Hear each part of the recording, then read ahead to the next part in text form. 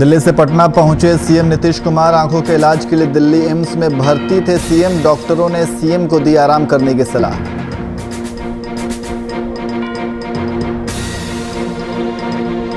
Bhagalpur DM ने की समीक्षा बैठक में राजस्व कार्य को लेकर की चर्चा। ऑनलाइन दाखिल खारिज आवेदनों में तेजी लाने की कही बात।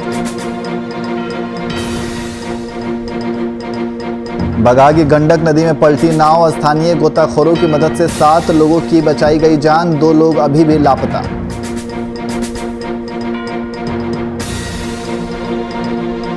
और मधुबनी पुलिस को हाथ लगी बड़ी सफलता। पुलिस ने प्रोफेसर विजय शंकर झा हत्याकांड का किया खुलासा। हत्यारोपी को किया गिरफ्तार।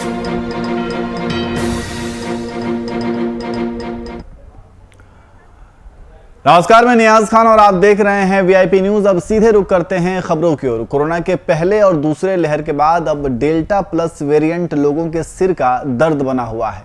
इस नए वेरिएंट के मद्देनजर केंद्र सरकार की ओर से आपको बता दें कि जारी किए गए अलर्ट के बाद झारखंड में सरकार की सक्रियता बढ़ गई है। राज्य के स्वास्थ्य मंत्री ने इसे सीरियस बताते हुए और सरकार को इससे निपटने के लिए तैयार बताया है। नहीं, अभी जांच के लिए हम लोग भुवनेश्वर भेजते हैं, लेकिन हम लोग जल्दी ही इसको हम लोग यहाँ पर भी करने के लिए आगे तैयार हैं इस पे। और थर्ड वेव का जो चिंता पूरे देश को है, उस चिंता से हम लोग भी चिंतित हैं, लेकिन हम लोग अपने आप को बहुत तेज़ गति से इसके लिए तैयार कर रहे हैं। और लगातार आप देख रहे हैं कि चाइल्ड मदर केयर से लेके बच्चों के वार्ड और सारी व्यवस्थाओं को हम लगातार सेकेंड वेव के बाद आप देखते होंगे कि लगातार हम लोगों ने कई एक ज़िले में ऐसी व्यवस्थाएं कायम की हैं और हम पूरी तरीके से तैयार हैं। और इसमें कोई ऐसी घबराने वाली बात नहीं है। सरकार पूरी तत्परता से हर विपरीत परिस्थिति का सामना करने को तैयार।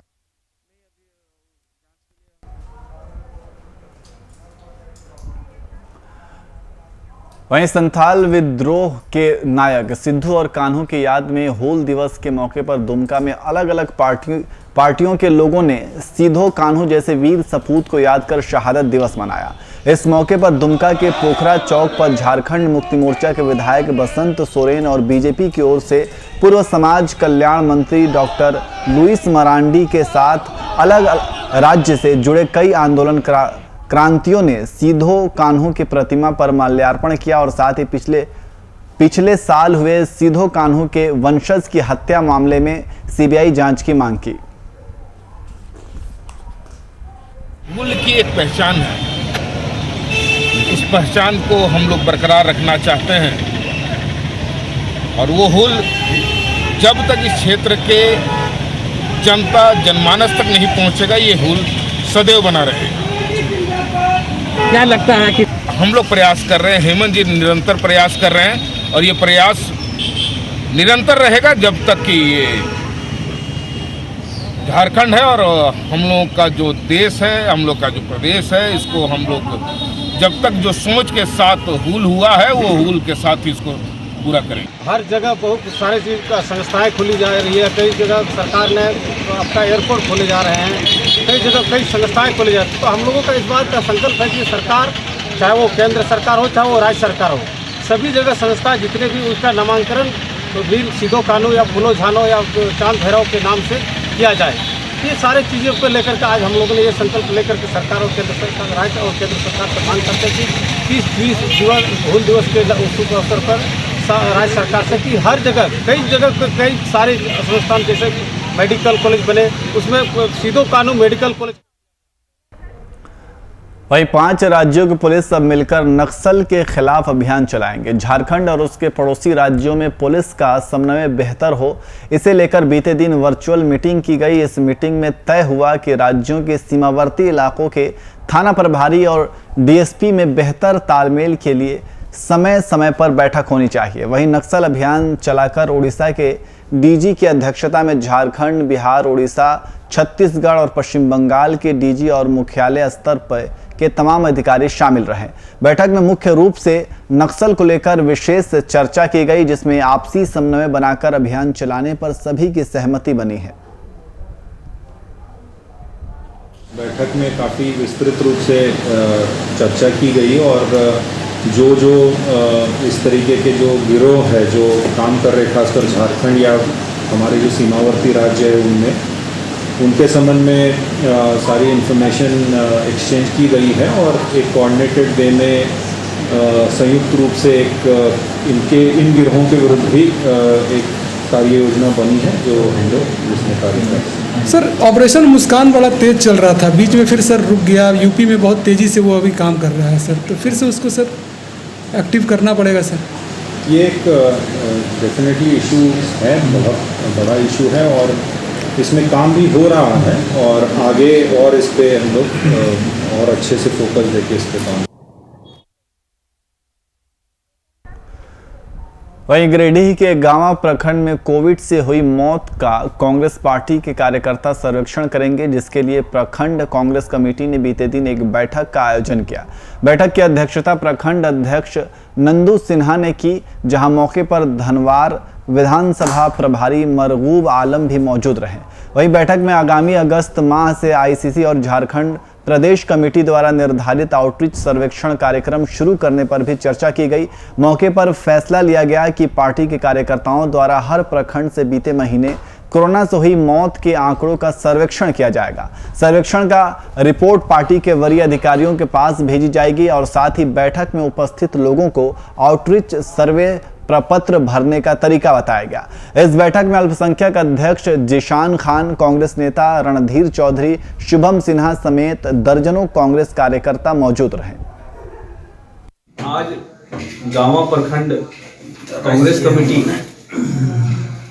के अध्यक्ष श्री नंदू सिन्हा जी के अध्यक्षता में एक कार्यक्रम जो कि एआईसीसी से निर्धारित हुआ है, आउटरीच, जिसमें प्रखंडवार 10 कोरोना योद्धा को चिन्हित कर उन कोरोना योद्धाओं से आउटरीच कर कार्यक्रम का सर्वे पत्र जो है फुलफिल करवाना है, उसको भरवाना है, ताकि सरकार के पास सही आंकड़ा यहाँ से जा पाए, हर ब्लॉक से जा पाए और किसको कौन किस एरिया में किस प्रखंडवार ये डाटा सुचारू रूप से निकले इस सर्वे पत्र को भरने पर कि किस प्रखंड में कितने लोग संक्रमित हुए और कितने लोगों की मृत्यु हुई, इसका सही आंकड़ा मिल पाए। वहीं भागलपुर के सुल्तानगंज ब्लॉक के अशोका सम्राट भवन निर्माण कार्य में विधायक डॉक्टर ललित नारायण मंडल ने अनियमितता पाने पर 2 दिन पहले काम को बंद कराया था। उसी मामले में कार्यपालक पदाधिकारी अभिनव कुमार अशोका सम्राट भवन पहुंचे और अशोक सम्राट भवन निर्माण का जायजा लिया और संबंधित अधिकारियों को अहम दिशा निर्देश भी दिए। चाहिए हमारे यहाँ पर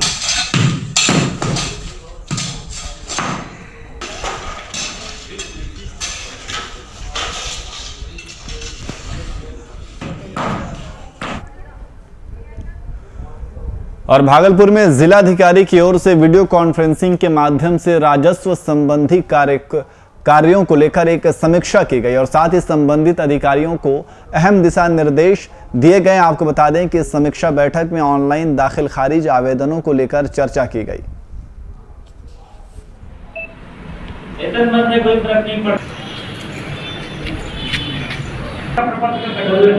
हमको नहीं समझ में आता है, हमको नहीं कर्मचारी रिपोर्ट नहीं बना सकते थे। अब गंभीर बीमार सुल्तानगंज का फिर भी समझ सकते हैं कि 13,000 लगभग आवेदन और अरे भाई 100 करके 34 करिएगा, डिपेंडेंसी है, वेतन में कोई फर्क नहीं पड़ता।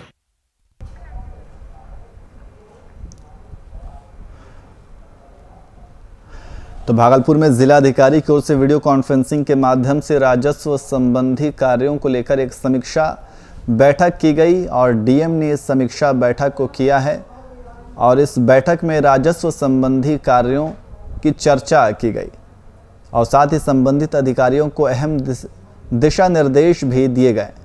आपको बता दें कि इस समीक्षा बैठक में ऑनलाइन दाखिल खारिज आवेदनों को लेकर चर्चा की गई। आप तस्वीरों में देख सकते हैं कि ये किस तरीके से भागलपुर में जिलाधिकारी की ओर से वीडियो कॉन्फ्रेंसिंग के माध्यम से राजस्व संबंधी कार्यों को लेकर समीक्षा बैठक की गई है। और इसी खबर पर अधिक जानकारी के लिए हमारे ब्यूरो चीफ राजीव पांडे हमारे साथ फोन लाइन पर मौजूद हैं।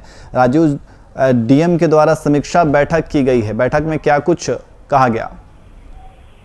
जिलाधिकारी भागलपुर के द्वारा समीक्षा भवन में बैठक किया गया, जिसमें जिस ब्लॉक में जो राजस्व की प्राप्ति कम हुई थी वहां के लिए वहां के पदाधिकारियों को फटकार लगाया गया इनके द्वारा, और साथ ही साथ जो टारगेट है कि हर हालत में जून ये 30 को हो जाना चाहिए था कार्य पूरा, वो अभी तक नहीं हुआ है। उसके लिए डीएम ने सीधा सीधा कहा कि लास्ट जुलाई तक किसी भी हालत में कार्य पूरा होना चाहिए। अगर वैसी स्थिति में कार्य पूरा नहीं होता है तो फिर उन लोगों के ऊपर कार्रवाई भी की जा सकती है और उन लोगों का सैलरी भी रोकने की बात जिलाधिकारी ने कहा इस बैठक में। जी, तो बैठक में कौन कौन अधिकारी और शामिल हुए थे? इस बैठक में प्रायः अंचलाधिकारी, प्रखंड विकास पदाधिकारी के अलावा डीसीएलआर, साथ ही साथ आपदा सहित सभी विभाग के कर्मचारी वहां पर उस बैठक में तैनात थे। और उन्होंने कुछ लोगों को जो जिस जगह में, जैसे इस्माइलपुर, वहां के अंचलाधिकारी का कार्य संतुष्टिप्रद रहा, उनको जो है उन्होंने सराहते हुए कहा कि हो सकता है इन्हें जो है कुछ पुरस्कार के तौर पर दिया जाएगा। लेकिन शेष बचे हुए जैसे जगदीशपुर, गोराडी सहित सभी प्रखंड के अंचलाधिकारी को उन्होंने कहा कि ऐसे लोगों को हो सकता है कि इन लोगों पर विभागीय कार्रवाई भी की जा सकती है अगर कार्य पूरा 31 जुलाई तक नहीं हुआ तो। जी राजू, बहुत बहुत शुक्रिया तमाम जानकारी के लिए।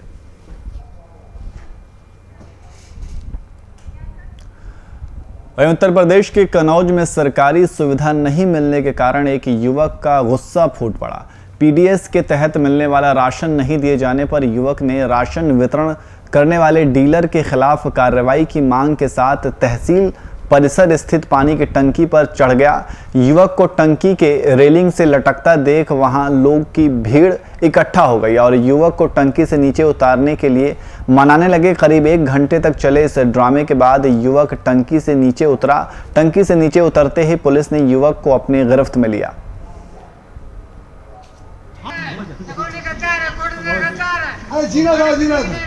सब कुछ मिल गए। आप तस्वीरों में देख सकते हैं कि किस तरीके से एक युवक टंकी के ऊपर चढ़ गया।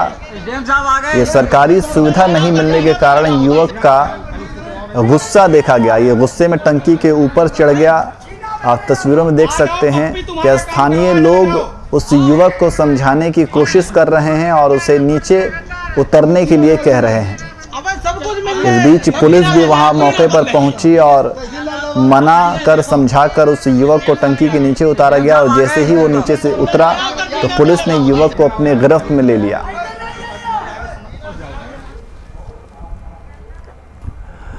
और बगहा के रामनगर ब्लॉक में मानसून की बारिश से पंचायत के सभी रास्तों का हाल बेहाल हो गया है। वहीं सेमरहनी दोन डुमरी गांव गोवर्धना थाना से रामनगर मुख्यालय जाने वाले मार्ग को सिगहा नदी ने पक्की सड़क को अपने में समाहित कर लिया है, जिसके कारण आवागमन पूरी तरह से बाधित हो गया है। वहीं पुलिस थाने की गाड़ी भी नहीं निकल पा रही है। इसी संबंध में गोवर्धना थाना अध्यक्ष शंभू मांझी ने बताया कि हम लोगों को नदी पर गश्ती के लिए ट्रैक्टर का सहारा लेना पड़ता है। वहीं ग्रामीण रवि कुमार गुप्ता का कहना है कि हम लोगों का हाल चाल लेने अभी तक कोई पदाधिकारी नहीं आए हैं।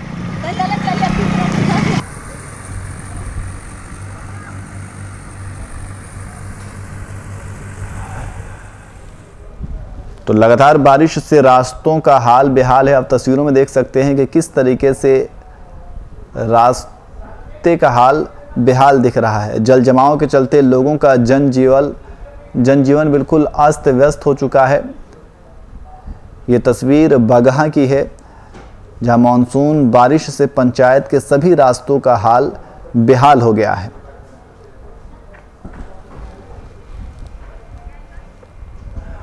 और पुलिस और हरियाणा एसएसबी जवानों की संयुक्त छापेमारी में 53 बोरी कपड़ा जब्त की गई है। दरअसल बीते दिन पुलिस और एसएसबी जवानों ने हरियाणा बाजार स्थित शिवशंकर शाह के गोदाम में छापेमारी की। इस छापेमारी में गोदाम में रखे 53 बोरी कपड़ा जब्त कर हरियाणा एसएसबी कैंप में ले गए। वहीं एसएसबी जवानों के द्वारा जब्त कपड़ा का सीजर बनाया गया। वहीं मामले को लेकर बताया जा रहा है कि एसएसबी जवानों जब शिव शंकर शाह के गोदाम पर पहुंचे तो मोटरसाइकिल और साइकिल पर कपड़ा लोड करने की तैयारी चल रही थी।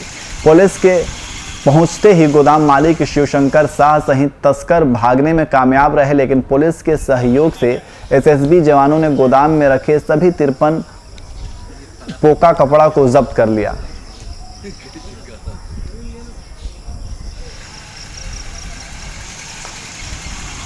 तो पुलिस को एक बड़ी सफलता हाथ लगी है। एसएसबी जवानों ने संयुक्त छापेमारी की और छापेमारी में 53 बोरी कपड़ा को जब्त किया गया है। आप तस्वीरों में देख सकते हैं कि किस तरीके से एसएसबी जवानों के संयुक्त छापेमारी के बाद 53 बोरी कपड़ा को जब्त किया गया है।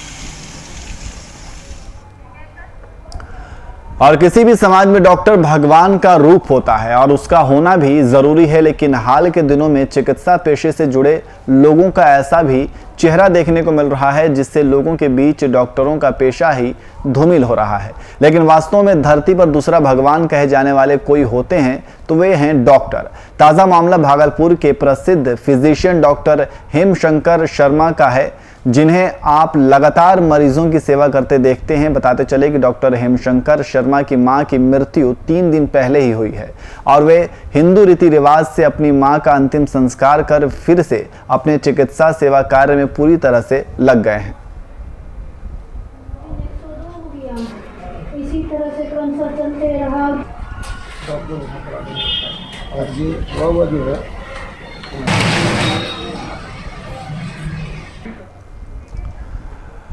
वहीं भागलपुर के नवगछिया पुलिस जिला के वार्ड नंबर 12 के पार्षद प्रतिनिधि विनोद भगत को बदमाश चंदन रजक ने उसके घर पर हथियार लेकर आया और घर में घुसते ही उसने वार्ड पार्षद से 50,000 रुपए की मांग की और रकम नहीं देने पर विनोद भगत को जान से मारने की धमकी भी दी, जिसके बाद अपराधी चंदन रजक को स्थानीय लोगों ने पकड़कर पुलिस के हवाले कर दिया। तो दूसरी तरफ कोरोना जांच करवाने के क्रम में अपराधी चंदन रजक पुलिस को चकमा देकर फरार हो गया। वहीं नवगछिया के एसपी सुशांत कुमार सरोज ने घटना की पुष्टि करते हुए अपराधी को गिरफ्तार करने के लिए नवगछिया पुलिस को सघन छापेमारी करने का निर्देश दिया है। हमसे पहले चंदन कुमार जो है पहले पैसा का डिमांड किया था 50,000 रुपया कुछ दिन पहले। उसके बाद परसों जो है बरसात झिमझिम पड़ रहा था, उसमें जो है हम घर पे नहीं थे, घर पे आया और बेल बजाया। बेल बजाने के बाद जो है वो हमको धमकी देके चला गया, जो कि यहाँ का समाज का लोग सुना कि कहाँ गया मुखिया, आज मुखिया को भी गोली मारी। मेरे सास ससुर का मैटर था, उससे कुछ झगड़ा लड़ाई हुआ था। सास ससुर का नाम उमेश शाह और सास ससुर का नाम उमेश शाह, सास का नाम चिंता देवी। हाँ। और 4 बच्चा है जिसका माँ बाप नहीं है। अच्छा। 2 लड़का है और 2 लड़की है। लड़का का नाम बड़ा वाला का नाम अंकुश कुमार है और छोटा वाला का नाम अंकित कुमार है और 2 लड़की है। लड़की का नाम नहीं दिया। जो झगड़ा लड़ाई हुआ हमको कुछ मालूम नहीं है, हम यहाँ पे नहीं रहते हैं, हम जो है ना बाहर मुंबई में रहते हैं। और जब ये झगड़ा लड़ाई होने के बाद हमको 15 दिन के बाद मालूम चला। वहीं मधुबनी पुलिस को एक बड़ी सफलता हाथ लगी है। आपको बता दें कि पुलिस ने बलहा निवासी प्रोफेसर विजय शंकर झा हत्याकांड का खुलासा किया है और साथ ही पुलिस ने हत्यारोपी को भी गिरफ्तार किया है। वहीं इस मामले में बीते दिन प्रेस कॉन्फ्रेंस में खुलासा करते हुए एएसपी कामिनी वाला ने बताया कि वैज्ञानिक अनुसंधान और टेक्निकल सेल की टीम की सक्रियता से मामले का खुलासा किया। रात्रि में बलहा और राजनगर थाना अंतर्गत प्रोफेसर विजय शंकर झा की हत्या हो गई थी और उसके अग्रतर कार्रवाई के लिए टीम का गठन किया गया, जिसमें थाना अध्यक्ष राजनगर और थाना राजनगर के लिए पुरुषोत्तम सिंह, आदित्यनाथ सिंह और महेश प्रसाद यादव और टेक्निकल सेल के 2 लोग थे, सुरेश और इंदू कुमारी। इन लोगों ने इस पर काम किया। ये चूँकि जब ये घटना हुई थी तो हम लोगों को कुछ कुदाल और एक मोबाइल की बरामदगी हुई थी जो प्रोफेसर साहब यूज़ करते थे और ये बताया जा रहा था कि इनका एक मोबाइल गायब है। और घटना के उद्भेदन के बाद इन लोगों की मेहनत के कारण ये घटना उद्भेदित हुआ और उसमें हम लोग एक बालक विधि विरुद्ध बालक को भेज रहे, जिसने इस घटना को किया था और उसी गांव का ही था जिसे वो प्रोफेसर को पहचानते थे, इसलिए हम लोग उसको अभी भेज रहे हैं नाले की आगे अग्रतर कार्रवाई के लिए। अन्य बिंदुओं पर हम लोग छानबीन कर रहे हैं और भी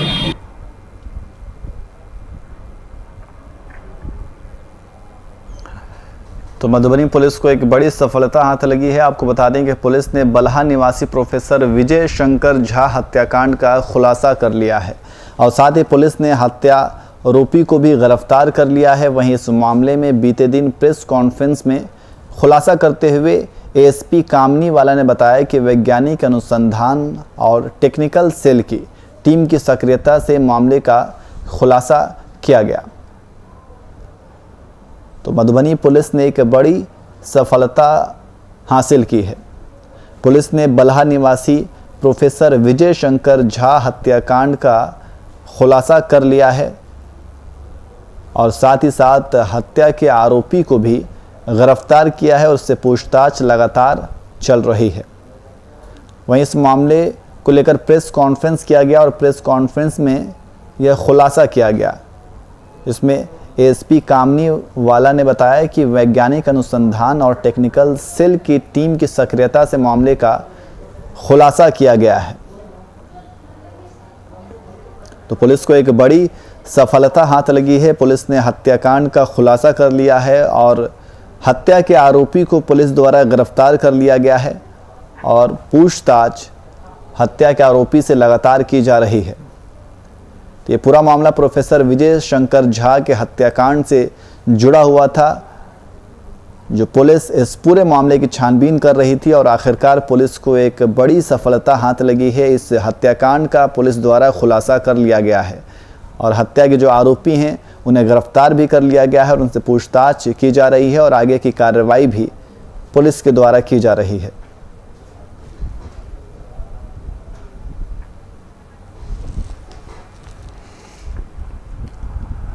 और उत्तर प्रदेश के बलिया में बीते रात अवैध शराब के खिलाफ पुलिस की सक्रियता देखने को मिली। पुलिस ने अवैध शराब बनाने वाले 2 ठिकानों पर छापेमारी करते हुए शराब भारी मात्रा में बरामद की। इस कार्रवाई में पुलिस ने 3 शराब तस्करों को भी गिरफ्तार किया। फिलहाल पुलिस ने तस्करों को गिरफ्तार कर आगे की कार्रवाई शुरू कर दी है।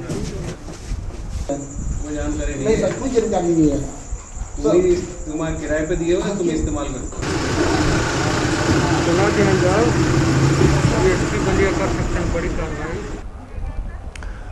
और उत्तर प्रदेश के फिरोजाबाद में सक्रिय वाहन चोर गिरोह पर रोक लगाने की कवायद में पुलिस को बड़ी सफलता हाथ लगी है। जिले के शिकोहाबाद पुलिस ने अंतर्राज्य वाहन चोर गैंग के 3 लोगों को गिरफ्तार किया है।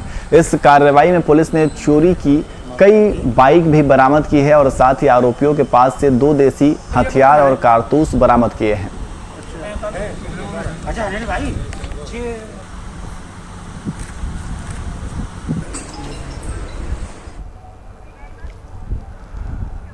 वहीं औरंगाबाद जिले के मदनपुर क्षेत्र के जामुआन गांव में ओझा गुणी का आरोप लगाकर 2 लोगों की निर्मम हत्या कर दी गई। वहीं पूरे मामले के बारे में मृतक के बेटे दीपक रिकियासन ने बताया कि ओझा गुणी का आरोप लगाकर देर रात लाल मोहन रिकियासन और विजय रिकियासन ने झगड़ा किया और सुबह 10 से 15 की संख्या में आकर गड़ासा और टांगी से काटकर मेरे माता पिता की हत्या कर दी गई। वहीं मृतक के बेटे ने गांव के ही लाल मोहन रिकियासन और विजय रिकियासन दोनों पर हत्या करने का आरोप लगाया है। घटना की सूचना मिलते ही थाना अध्यक्ष आनंद कुमार गुप्ता दल बल के साथ मौके पर पहुंचे और शव को अपने कब्जे में लेकर पोस्टमार्टम के लिए सदर अस्पताल औरंगाबाद भेज दिया है और साथ ही आगे की कार्रवाई में जुट गई है।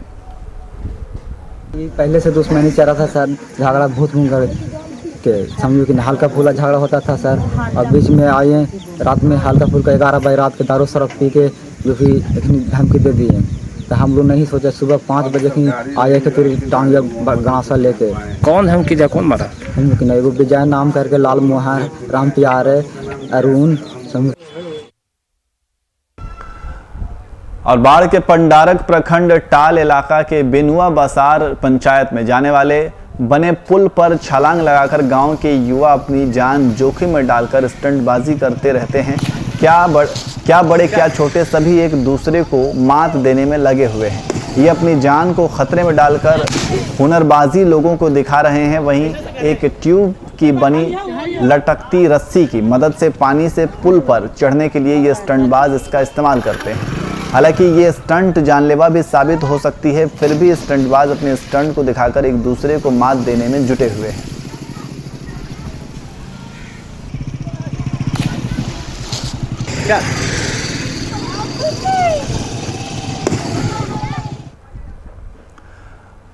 वहीं मुजफ्फरपुर अहिरियारपुर क्षेत्र के पुरानी 0 माइल में बाइक सवार अपराधियों ने खुलेआम एक व्यक्ति को गोली से भून दिया, जिससे उसकी मौत हो गई।